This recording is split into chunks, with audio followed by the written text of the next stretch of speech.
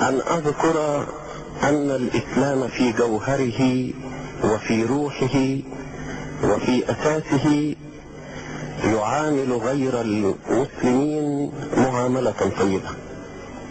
نذكر من هذا الميثاق الذي أعطي لنصارى نجران، والميثاق الذي أعطي لقبيلة تغلب، والوصية التي قدمها الخليفة الإمام عمر بن الخطاب قبل موته، ووصية الخليفة أبي بكر الصديق لأسامة بن زيد،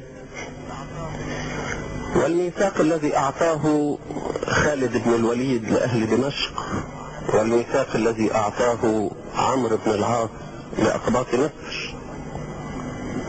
وأذكر أيضا العبارة الإسلامية الجميلة: استوصوا بالقسط خيرا فإن لنا فيهم نسبا ورحما.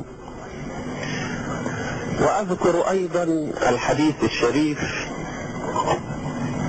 من آذى ذميا فليس منا، العهد لهم ولأبنائهم عهد أبدي لا ينقض،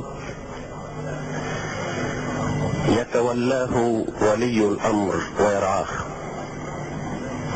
وأذكر أيضا في سماحة الإسلام ذلك الشرع الجميل الذي يقول: وإن أتاك أهل الذمة فاحكم بينهم بما يدينون. وهكذا أعطى الإسلام حرية الدين لغير المسلمين.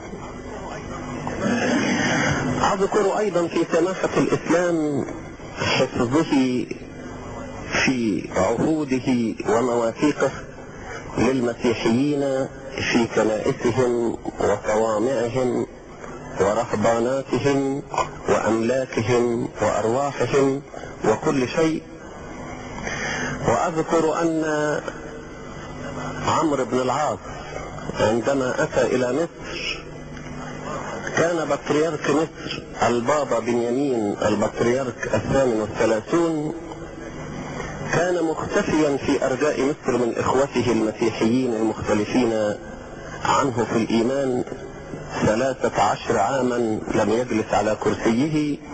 فلما أتى عمرو بن العاص أمنه على نفسه وعلى كنائسه، والكنائس التي أخذها منه الروم أرجعها إليه عمرو بن العاص، بل ساعده أيضا في بناء كنيسة في الإسكندرية.